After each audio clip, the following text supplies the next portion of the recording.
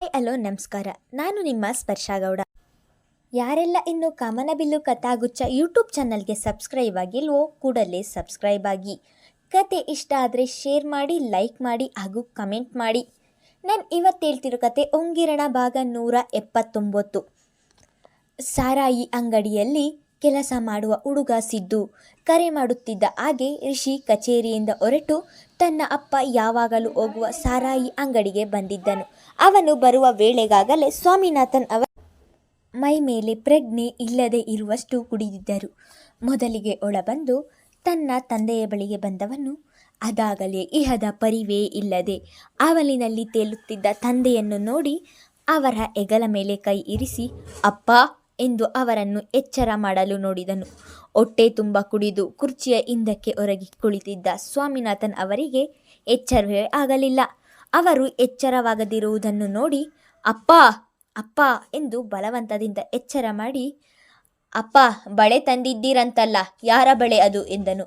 ಮಗನ ಧ್ವನಿಗೆ ಕಣ್ಬಿಟ್ಟವರು ಯಾವ ಬಳೆ, ನನಗೆ ಏನು ಗೊತ್ತಿಲ್ಲ ತೊದಲಿಸುತ್ತಲೇ ನುಡಿದು ಹಾಗೇ ಮಲಗಿದರು.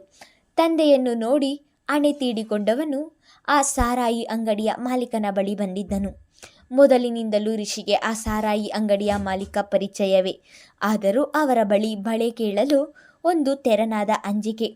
ತನ್ನ ತಂದೆ ಮಾಡುವ ಕೆಲಸಗಳಿಗೆ ಅವನು ಬೇರೆಯವರ ಮುಂದೆ ತಲೆ ತಗ್ಗಿಸುವ ಪರಿಸ್ಥಿತಿ ಬರುತ್ತದೆ. ಈಗಲೂ ಬಳೆ ತಂದು ಸಾರಾಯಿ ಅಂಗಡಿಯಲ್ಲಿ ಅಡಮಾನ ಇಟ್ಟು ಮನೆಯ ಮಾನ ಮರ್ಯಾದೆಯನ್ನು ಕಳೆದಿದ್ದಾರೆ ಎನ್ನುವ ಬೇಸರದಲ್ಲಿಯೇ ಆ ಅಂಗಡಿಯ ಮಾಲೀಕನ ಬಳಿ ಬಂದಿದ್ದನು. ಅಣ್ಣ, ನನ್ನ ತಂದೆ ಇವತ್ತು ಬಳೆ ತಂದಿದ್ದಾರಂತೆ, ಅದನ್ನು ಕೊಡಿ ಎಂದನು. ನೀನು ಬರ್ತೀಯ ಎಂದು ಗೊತ್ತಿತ್ತು ರಿಷಿ.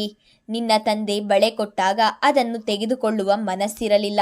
ನಾನು ಅದನ್ನು ತೆಗೆದುಕೊಳ್ಳಲಿಲ್ಲ ಅಂದರೆ ಯಾರಾದರೂ ದಾರಿ ಹೋಕರಿಗೆ ಕೊಟ್ಟು ಅವರು ಕೊಟ್ಟಷ್ಟು ದುಡ್ಡು ತೆಗೆದುಕೊಂಡು ಬರುತ್ತಾರೆ ಎಂದು ನನಗೆ ಗೊತ್ತು.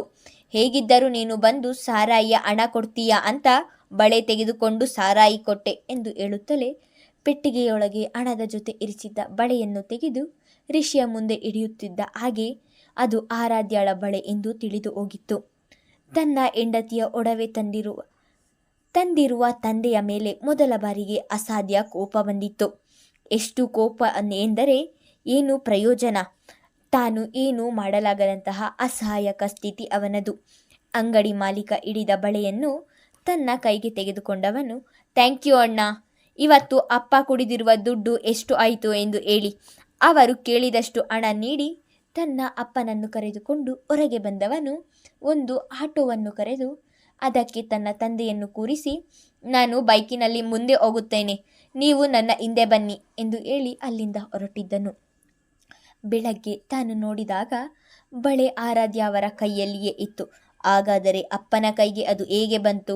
ಬೆಳಗ್ಗೆಯಿಂದ ಬಳೆ ಕಾಣುತ್ತಿಲ್ಲ. ಆರಾಧ್ಯ ನನಗೆ ಒಂದು ಕಾಲ್ ಕೂಡ ಮಾಡಿ ಹೇಳಿಲ್ಲವಲ್ಲ, ಅಥವಾ ಬಳೆ ಕಾಣದಿರುವುದು ಅವರಿಗೆ ಗೊತ್ತೇ ಇಲ್ಲವಾ ಎಂದು ಯೋಚಿಸುವ ವೇಳೆಗಾಗಲೇ ಮನೆಯ ಬಳಿಗೆ ಬಂದಿದ್ದನು. ಆಟೋದವರಿಗೆ ಹಣ ನೀಡಿ ತನ್ನ ತಂದೆಯನ್ನು ಕರೆದುಕೊಂಡು ಬಂದು ಅವರು ಯಾವಾಗಲೂ ಮಲಗುವ ದಿವಾನಿನ ಮೇಲೆ ಮಲಗಿಸಿದರೆ, ರಿಷಿ, ನೀನು ನನ್ನ ಮಗ, ನೀನಂದರೆ ನನಗೆ ತುಂಬ ಇಷ್ಟ ರಿಷಿ. ನಿಮ್ಮಮ್ಮ ಸರಿಯಿಲ್ಲ, ಅವಳ ಮಾತನ್ನು ಕೇಳಬೇಡ, ಹೀಗೆ ಏನೇನೋ ಬಡಬಡಿಸುತ್ತಾ ಹಾಗೆ ಮಲಗಿದರು.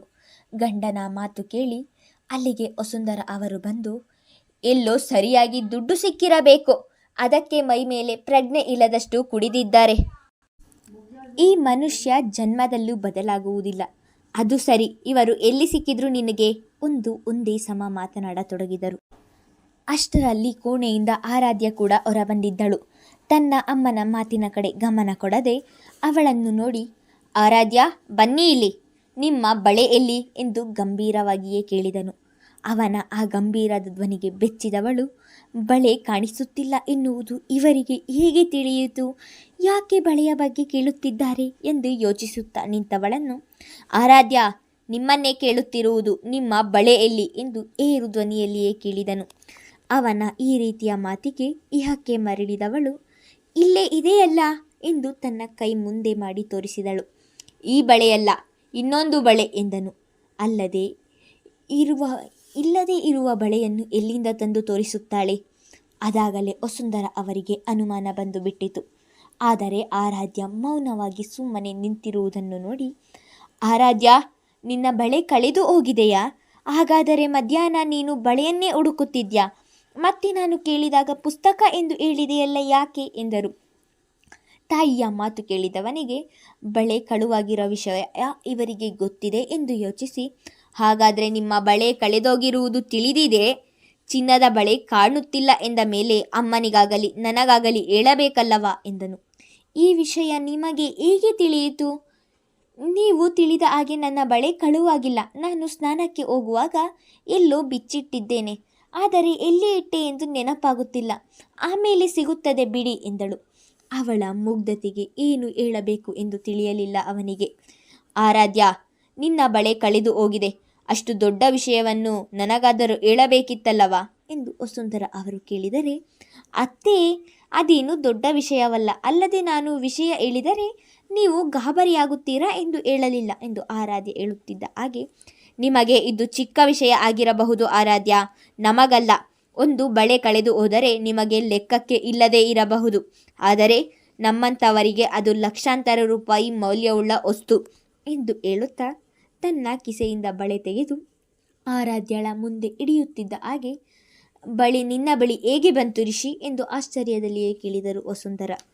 ಅಪ್ಪ ಇದನ್ನು ತೆಗೆದುಕೊಂಡು ಹೋಗಿ ಸಾರಾಯಿ ಅಂಗಡಿಯಲ್ಲಿ ಗಿರವಿ ಇಟ್ಟು ಕುಡಿದಿದ್ದಾರೆ ಅಮ್ಮ ಎನ್ನುತ್ತಿದ್ದ ಹಾಗೆ ಆರಾಧ್ಯಗೆ ಆಶ್ಚರ್ಯವಾದರೆ ವಸುಂಧರ ಅವರಿಗೆ ಗಂಡನ ಮೇಲೆ ಅಸಾಧ್ಯ ಕೋಪ ಬಂದಿತ್ತು.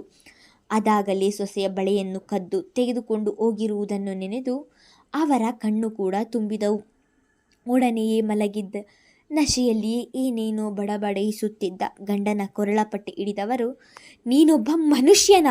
ಯಾರ್ಯಾರನ್ನು ಒಳ್ಳೆಯ ವ್ಯಕ್ತಿಗಳನ್ನು ಕರೆದುಕೊಳ್ಳುವ ದೇವರು ನಿನ್ನಂಥವನು ಯಾಕೆ ಬಿಟ್ಟಿದ್ದಾನೋ ಗೊತ್ತಿಲ್ಲ. ಊರಿನವರ ಮುಂದೆ ಮರ್ಯಾದೆ ತೆಗೆದದ್ದು ಆಯಿತು, ಸಂಬಂಧಿಕರ ನಡುವೆ ಮರ್ಯಾದೆ ತೆಗೆದದ್ದು ಆಯಿತು.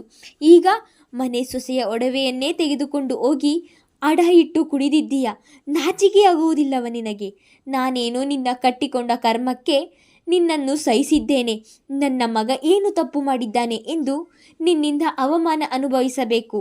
ಅದಾಗಲೇ ಸ್ವಾಮಿನಾಥನ್ ಅವರ ಮೇಲೆ ಗಂಡ ಎನ್ನುವ ಗೌರವ ಸತ್ತು ಹೋದಂತಿತ್ತು. ಗಂಡನ ಮೇಲಿನ ಕೋಪ ಪದಗಳ ಮಾತುಗಳಾಗಿ ಹೊರಬರುತ್ತಿತ್ತು. ತನ್ನ ಅತ್ತೆ ತನ್ನ ಮಾವನ ಕೊರಳಪಟ್ಟಿ ಹಿಡಿದು ಆರ್ಭಟಿಸುತ್ತಿರುವುದನ್ನು ನೋಡಿ, ಅತ್ತೆ, ಏನು ಮಾಡ್ತಿದ್ದೀರಾ? ನೀವು ಹೀಗೆ ಮಾಡಿದರೆ ಮಾವನಿಗೆ ಉಸಿರು ಕಟ್ಟುತ್ತದೆ, ಬಿಡಿ ಅವರನ್ನು ಎಂದು ಹೇಳುತ್ತಾ ವಸುಂಧರ ಅವರ ಕೈ ಬಿಡಿಸಲು ನೋಡಿದರೆ, ಸತ್ರೆ ಸಾಯಲಿ ಬಿಡು ಆರಾಧ್ಯ, ಇದುವರೆಗೂ ಸಮಾಜಕ್ಕೆ ಒಳ್ಳೆಯ ಮನುಷ್ಯ ಆಗಲಿಲ್ಲ, ಹೆಂಡತಿಗೆ ಒಳ್ಳೆಯ ಗಂಡ ಆಗಲಿಲ್ಲ, ಮಕ್ಕಳಿಗೆ ಒಳ್ಳೆಯ ಅಪ್ಪನೂ ಕೂಡ ಆಗಲಿಲ್ಲ, ಈಗ ಮನೆಗೆ ಬಂದ ಸೊಸೆಗೆ ಒಳ್ಳೆಯ ಮಾವನೂ ಕೂಡ ಆಗಲಿಲ್ಲ. ಇಂತಹ ವ್ಯಕ್ತಿ ಭೂಮಿಗೆ ಭಾರ ಅಷ್ಟೇ, ಸಾಯಲಿ ಬಿಡು. ಮತ್ತದೇ ಕೋಪದ ಮಾತುಗಳು. ವಸುಂಧರ ಅವರು ಗಂಡನ ಮೇಲೆ ಅಷ್ಟೆಲ್ಲ ಕೂಗಾಡುತ್ತಿದ್ದರೆ ಈ ಬಾರಿ ತಂದೆಯ ಪರವಹಿಸಿ ಮಾತನಾಡದೆ ಸುಮ್ಮನೆ ನಿಂತು ಬಿಟ್ಟನು ರಿಷಿ. ಈ ದಿನದ ತಂದೆಯ ನಡೆ ಅವನ ಮನಸ್ಸಿಗೆ ನೋವುಂಟು ಮಾಡಿತ್ತಲ್ಲ. ಅತ್ತೇ, ಹಾಗೆಲ್ಲ ಮಾತನಾಡಬೇಡಿ, ಏನೋ ತಿಳಿಯದೆ ಹಾಗೆ ಮಾಡಿದ್ದಾರೆ ಎಂದು ಹೇಳುತ್ತಾ ಕೊನೆಗೂ ಅವರ ಕೊರಳಪಟ್ಟಿ ಬಿಡಿಸಿದ್ದಳು. ಸ್ವಾಮಿನಾಥನ್ ಅವರ ಕೊರಳಪಟ್ಟಿ ಬಿಟ್ಟ ತಕ್ಷಣ ಎದ್ದು ಕುಳಿತವರು, ನೀನು ರಾಕ್ಷಸಿ, ನನ್ನ ಸೊಸೆ ದೇವತೆ ಎಂದು ತೊದಲಿಸುತ್ತಲೇ ನುಡಿದಿದ್ದರು. ನನ್ನ ಸೊಸೆ ದೇವತೆಯಾಗಿರುವುದಕ್ಕೆ ಇವತ್ತು ನಿನ್ನ ಮರ್ಯಾದೆ ಉಳಿದಿರುವುದು. ಬೇರೆ ಯಾರಾದರೂ ಆಗಿದ್ದಿದ್ದರೆ ಮನೆಯಲ್ಲಿ ಇಷ್ಟೊತ್ತಿಗೆ ರಂಪ ರಾಮಾಯಣ ಆಗುತ್ತಿತ್ತು. ಈಗ ಸುಮ್ಮನೆ ಬಿತ್ಕೊಂಡ್ರೆ ಸರಿ, ಇಲ್ಲದಿದ್ದರೆ ಮಚ್ಚೆಕಾಯಿ ಕಾಯಿಸಿ ಬಾಯಿಗೆ ಬರೆ ಹಾಕಿಬಿಡ್ತೀನಿ. ಮತ್ತೊಮ್ಮೆ ಗಂಡನ ಬಳಿಗೆ ಹೋಗಿ ಕೋಪದಲ್ಲೇ ಹೇಳಿದರು. ವಸುಂಧರ ಅವರು ಸೊಸೆಯ ಎದುರಿಗೆ ಎಂದಿಗೂ ಹೀಗೆಲ್ಲ ಮಾತನಾಡಿರಲಿಲ್ಲ. ಇವತ್ತು ತನ್ನ ಗಂಡ ಮಾಡಿರುವ ಕೆಲಸವನ್ನು ಸಹಿಸಲು ಆಗದೆ ಹಾಗೆಲ್ಲ ಕೂಗಾಡುತ್ತಿದ್ದರು. ಅತ್ತೇ, ಬಿಡಿ ಹೋಗಲಿ, ಮಾವನಿಗೆ ಮೈ ಮೇಲೆ ಪ್ರಜ್ಞೆ ಇಲ್ಲ, ಅವರು ಏನು ಮಾತನಾಡುತ್ತಿದ್ದಾರೆ ಎನ್ನುವ ಅರಿವಿಲ್ಲ ಎಂದು ಮತ್ತೆ ತಡೆದಳು. ಆರಾಧ್ಯ, ದಯವಿಟ್ಟು ನನ್ನನ್ನು ಕ್ಷಮಿಸು. ಅವರು ಹೀಗೆ ಮಾಡ್ತಾರೆ ಎಂದು ತಿಳಿದಿದ್ದರೆ ನಿನ್ನ ಒಡವೆಗಳನ್ನು ಜೋಪಾನವಾಗಿ ಇಡು ಎಂದು ಹೇಳುತ್ತಿದ್ದೆ, ಆದರೆ ಅವರು ಹೀಗೆ ಮಾಡುತ್ತಾರೆ ಎಂದು ನನಗೂ ಕೂಡ ತಿಳಿಯಲಿಲ್ಲ. ಅವಳ ಮುಂದೆ ಕೈ ಮುಗಿಯುತ್ತಿದ್ದ ಹಾಗೆ ತಕ್ಷಣಕ್ಕೆ ಅವರ ಕೈ ಹಿಡಿದವಳು, ಅತ್ತೇ, ಇದೇನು ಮಾಡ್ತಿದ್ದೀರಾ? ನನ್ನನ್ನು ನೀವು ಹೊರಗಿನವಳ ಹಾಗೆ ನೋಡ್ತಿದ್ದೀರಾ? ಮಾವ ಹೀಗೆ ಮಾಡಿರುವುದಕ್ಕೆ ನನಗೆ ಯಾವುದೇ ಬೇಸರ ಇಲ್ಲ. ಆ ಬಳೆ ಇವತ್ತು ಹೋಗಿದ್ದರೆ ಬೇಸರವಾಗುತ್ತಿರಲಿಲ್ಲ ನನಗೆ. ವಸ್ತುಗಳಿಗಿಂತ ವ್ಯಕ್ತಿ ಮುಖ್ಯ ಅತ್ತೆ. ವಸ್ತು ಹೋದರೆ ಇನ್ನೊಂದು ಕೊಂಡುಕೊಳ್ಳಬಹುದು, ಆದರೆ ವ್ಯಕ್ತಿಗಳ ಮಧ್ಯೆ ಮನಸ್ತಾಪ ಬಂದರೆ ಅದನ್ನು ಸರಿ ಮಾಡುವುದು ಬಹಳ ಕಷ್ಟ. ಹಾಗಾಗಿ ಬಳೆ ಕಾಣಲಿಲ್ಲ ಎಂದರೂ ನಾನು ನಿಮಗೆ ಹೇಳಲಿಲ್ಲ. ಆರಾಧ್ಯಳ ಈ ಮಾತುಗಳನ್ನು ಕೇಳಿ ವಸುಂಧರ ಅವರಿಗೆ ಹೃದಯ ತುಂಬಿ ಬಂದಿತ್ತು. ಅದೆಂತಹ ಒಳ್ಳೆಯ ಮನಸ್ಸು ಆರಾಧ್ಯ ನಿನ್ನದು.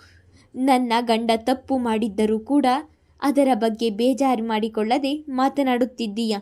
ನಿನ್ನ ಈ ಮೇರು ವ್ಯಕ್ತಿತ್ವದ ಮುಂದೆ ನಾವು ಬಹಳ ಚಿಕ್ಕವರಾಗಿ ಬಿಟ್ವಿ. ಅತ್ತೆ, ನೀವು ಈಗೆಲ್ಲ ಮಾತನಾಡಿದರೆ ನನಗೆ ಬಹಳ ನೋವಾಗುತ್ತದೆ. ನೀವಿನ್ನೂ ನನ್ನನ್ನು ಹೊರಗಿನವಳ ಹಾಗೆ ನೋಡ್ತಿದ್ದೀರಾ ಎನಿಸುತ್ತದೆ.